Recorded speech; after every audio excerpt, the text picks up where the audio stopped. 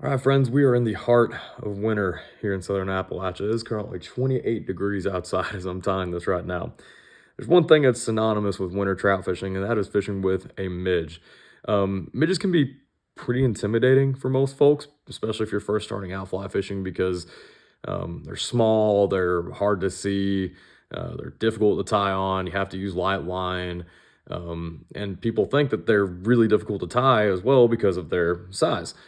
With that being said, with a little bit of practice and a little bit of confidence, these are not only some of the easiest flies to tie if you allow them to be, but they also excel at catching fish on technical trout fisheries.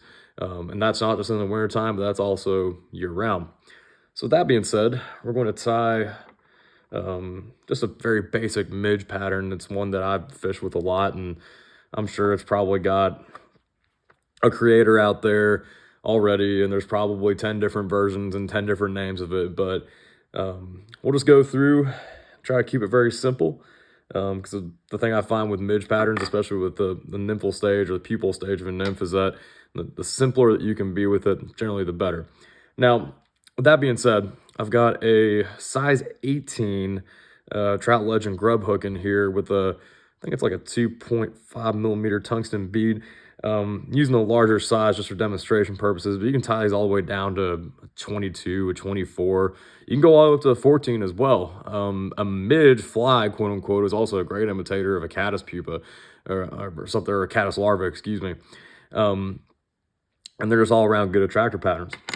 So, with that being said, I'm going to start off this little feller with thread right here behind the bead.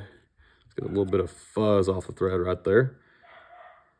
And don't mind the barking, that's just my sweet puppy up there telling me that there's a deer or some rabbits outside. But we're gonna start out the thread just right here off of the bend of the hook. Let's see if we can get that little bit of fuzz off there. There we go.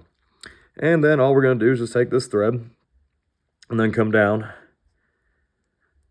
the curve to about right there. So now as far as colors are concerned, I like more natural colors myself, like olive, black. Well, that's really about the only two that I use personally. Purple can work really good. I know on the Watauga tailwater in Tennessee, it's really popular color over there is purple. Why that works, I don't know.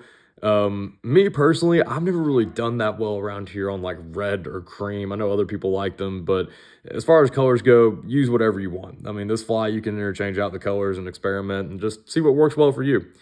But all we're going to do next, the only other material we need is, other than some thread, is we're going to take a little bit of pearl flash boot right here. I'm just going to go ahead and tie it wherever it lands on the shank of the hook and just simply wrap forward.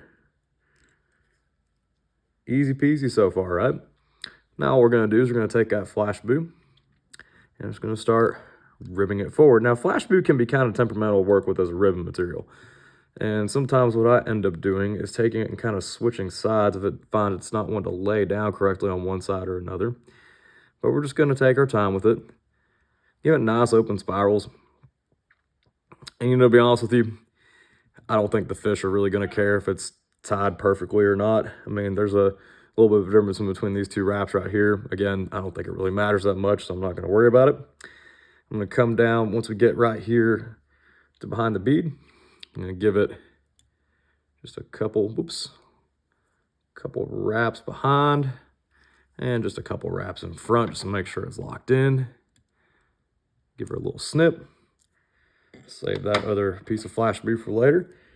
And then I'm going to come down, and when I'm whip finished, I'm going to build up just a little bit of bulk right here behind the bead. Just that way that bead stays snug right there. But again, I don't think it really matters that much. And you'll see why here in a second. But we're going to take that, trim it off, and we can call that fly good. Now, the only thing about fishing with it in its current state, as you can see, is that flash boot is a relatively delicate material. And after a couple fish, that flash boot will sometimes get tore up and then it ends up, falling apart. And plus, there's only a couple of thread wraps on here anyway, so it's not, in its current state, the most durable fly. You can fish it, but you only get a few fish off of it before it completely falls apart. So what I like to do is at a bare minimum, at least apply a thin layer of head cement all over the fly, or if you have it, get some very thin UV resin, and I'm just gonna take and just put the thinnest layer that I possibly can over the body. I'm gonna give it just a second to kind of soak in a little bit, and then I'm gonna hit it with the UV light. And we're just gonna let this sit over there just for a few seconds and let it cure. And there we have it. Super easy pattern, works well for me. And it's one of my top producers in the wintertime when it comes to fly patterns. Again, don't be intimidated with fishing these or tying these. These are extremely simple, and you don't even have to fish them that small, like I said. Fish them all the way up to a 14 and try them out and see how they do for you. But hope that helps y'all out, and tight line.